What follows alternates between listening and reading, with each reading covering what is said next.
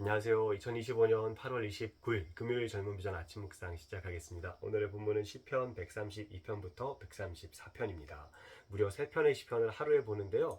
이유가 있죠. 시온, 즉 예루살렘 이 성전에 초점이 맞춰져 있기 때문입니다. 3편의 시편이 전부 다요.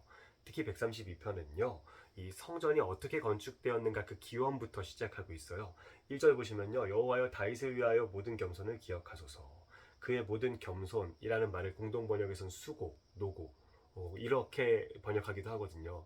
즉 다윗이 수고했던 것을 기억해 주시옵소서라는 것인데 다윗이 누구입니까? 성전 건축을 처음 마음에 품었었던 소망했었던 사람이었었죠. 나는 이렇게 화려한 궁전에 살고 있거든 하나님은 저 천막에 성막에 계시는 것이 옳은가 이런 마음으로 다윗이 성전의 건축을 소망하고 기도했었죠. 물론 하나님은 이것을 막으셨습니다. 왜냐면은요 다윗이라는 왕을 통하여서 온 백성에게 처음부터 보여주신 거예요. 하나님은 사람이 만든 이 손으로 만든 건축물 안에 국한되거나 제한되시는 분이 결코 아니다. 이 사실을 먼저 보여주신 것이죠. 그러나 다윗이 하나님의 아버지를 위하여서 집 짓고자 했던 이 마음만은 기쁘게 받으셨기 때문에 어마어마한 영원한 약속들을 허락하여 주시고 그의 아들을 통하여서 성전이 건축되게 하셨었죠. 오늘 그 본문을요. 다윗의 수고를 기억하여 주시옵소서. 그 얼마나 하나님을 위하여서 수고하였고 서원하였는지. 자, 3절에 보시면 내가 내 장막집에 들어가지 아니하며 내 침상에 오르지 아니하고 내 눈으로 잠들게 하지 아니하며 내 눈꺼풀로 졸게 하지 아니하기를 여호와의 처소 곧 야곱의 전능자의 성막을 발견하기까지 하리라 하였나이다. 전능자의 성막, 여호와의 처소 다 성전을 의미하는 말이잖아요. 그 성전이 완성될 때까지 저 자지도 않겠습니다. 저 집에도 가지 않겠습니다. 이것이 다윗의 그 뜨거운 마음이었다는 것입니다. 주님은요, 이 마음을 기쁘게 받아주셨고요. 그리고 결국에는 이와 같이 복을 내리시죠. 12절에 보시면요. 너의 자손이 내 언약과 그들에게 교훈하는 내 증거를 지킬진대 그들의 후손도 영원히 너의 왕위에 앉으리라 하셨도다. 아멘. 그들의 후손도 영원히. 이것이 하나님께서 다윗에게 주신 영원한 축복의 말씀이셨습니다. 그러니까 오늘 여기서 우리가 이 시편을 통해서 다시 한번 되돌아볼 것은요. 사람이 주님을 위하여서 정말 귀한 마음으로 무언가를 드리고자 하지만 그것은 인간의 연약한 지혜에 국한되어 있을 뿐이라는 것이죠. 그러나 주님은 그 마음만은 기쁘게 받으신다는 것입니다. 그 마음을 기쁘게 받으시며 그리고 주님은요, 이 사람의 계획대로가 아니라 당신의 가장 선하신 계획대로 모든 역사를 이끌어 가신다는 것이죠. 그러니까 우리가 오늘 주님에게 품을 마음은요, 바로 주님을 위하여서 내가 무엇을 해드릴 수 있을까라고 하는 다윗의 이 선한 마음이라는 거고요. 그것이 비록 우리의 어린아이와 같은 짧은 생각이라 할지라도 주님은 더욱더 크고 영원한 복으로 이끄신다는 것이죠. 다윗의 온 집안에 영원히 주셨던 것처럼 그리고 다윗과 함께하던 온 백성에게 주셨던 것처럼 우리가 주님 앞에 선한 마음을 드리고자 한다면 그것이 아무리 연약하고 볼품없고 그리고 굉장히 짧은 생각이라 하더라도요. 주님은 그것을 통하여서요. 온 나라와 그리고 온 세대에 온 시대에 복을 내려주신다는 것입니다. 그래서 이 15절 보시면은요.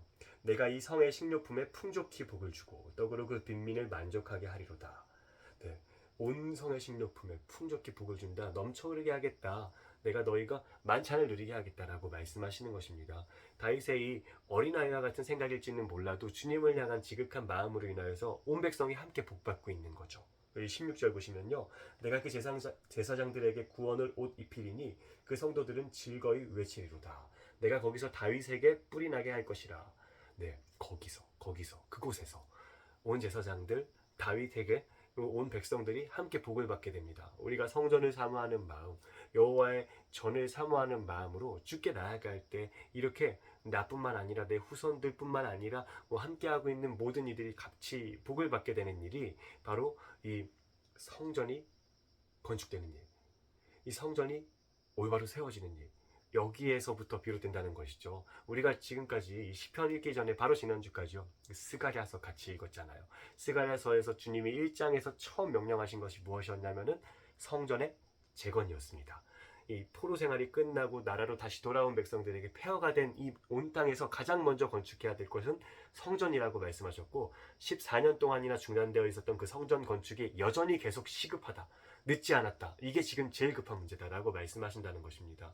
오늘 이 시편 132편과 함께 비추어 봤을 때 주님이 왜 그렇게 성전 건축을 1순위로 하고 가장 중요하다고 말씀하셨는지 우리가 참 이해가 가지요. 이 성전 건축으로부터 나와 내 후손과 지금 함께하고 있는 당대의 모든 이들, 이 모든 이들에게 주어지는 복이 시작된다는 것을 말씀하시는 것입니다. 그래서 우리가 오늘 132편에서 134편을요, 스가랴 학계와 같이 성전 재건에 대한 주님의 명령에 초점을 맞춰서 본다면은요, 133편 또한 이렇게 보입니다. 보라, 형제가 연합하여 동거함이 어찌 그리 선하고 아름다운고. 이것을 우리가 그저 형제와의 화평에 관해서만 읽을 때가 많았었는데요. 132편에서 134편이라는 이 시편 마지막 권, 5권째, 5권이거든요. 시편은 크게 5권으로 나뉘는데 우리가 읽고 있는 본문이 5권째에 속하고 있습니다. 근데 여기에 함께 이 문맥을 보게 되면은요, 이것은 무엇을 위하여서 연합하는가? 같은 목적, 즉 성전의 재건을 위하여서, 건축을 위하여서 연합한다. 같은 성령께서 주신 회복에 초점을 맞추고 연합하는 그 모습, 그것이 선하고 아름답다는 것을 말씀하고 계시다는 것을요, 알 수가 있다는 것이죠. 물론 이게 광의적으로도 볼 수 있겠지만 우리가 굉장히 미시적으로 여기 이 문맥에 초점을 맞춰서 본다면요, 무엇 때문에 연합하는가? 성전이 재건되는 것. 그러니까 주기도문의 그 표현으로 하자면요, 이 땅에 하나님의 나라가 임하는 것을 위하여서, 우리의 하나님의 형상이 회복되는 것을 위하여서 연합하는 것이 얼마나 소중하고 아름다운가 라고 말씀하고 계시는 것입니다. 그래서 3절에 보시면요, 헐몬의 이슬이 시온의 산들에 내린 같도다 라고 하십니다. 헐몬이라는 것은 팔레스타인 지역, 즉 이스라엘 지역의 가장 높은 산이거든요. 우리나라의 백두산처럼요. 그런데 남한으로 말치면 한라산이죠. 어쨌든 가장 높은 산에서 내리는 그 이슬이 시온의 산들에, 시온인 이 예루살렘에 있는 산이고 성전을 뜻하기도 하는 것이거든요. 그러니까 가장 높은 곳에 있는 그 이슬이 지금 여기에 내린다. 하나님 나라의 그 하늘의 이슬이 오늘 여기에 내린다. 라는 말로도 볼 수가 있겠지요. 우리가 한 마음으로 성전의 재건, 우리의 형상의 회복의 모습을 맞추며 나아갈 때 주님은 그것이 지극히 아름다운 모습이라고 하셨고, 그때 하나님의 나라의 이슬이 여기에도 내리게 된다. 주님의 나라가 임한다라고 말씀하시는 것입니다.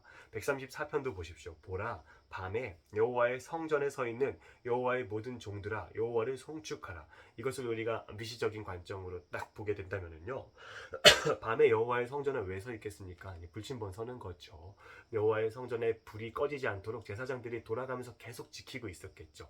그 사람들을 의미하는 것일 수도 있을 것입니다. 그러나 밤이라는 표현이 구약 성경에서 어떻게 사용되고 있었는가를 살펴보면요, 조금 더 넓은 의미로 보자면요, 인생의 어두운 곳, 깊은 곳, 우리 어제도 봤었던 것처럼 인생의 깊은 곳, 구덩이라고도 볼 수도 있겠죠.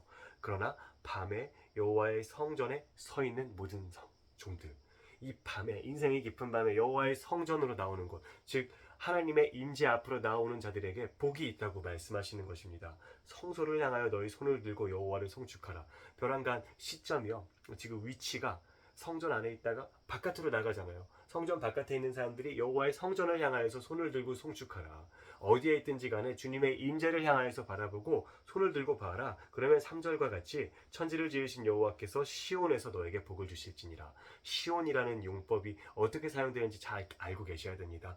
한 번 더 말씀드리겠지만 이 시온은요, 예루살렘 안에 있는 한 산의 이름이지만 이 시온의 상징적인 의미는요, 결국에는 예루살렘 그 자체, 그리고 그 중에서도 특히 성전을 의미한다는 것이죠. 주님이 거하시는 곳이요, 주님이 거하시는 그 시온에서부터 우리에게 복이 내려진다는 것입니다.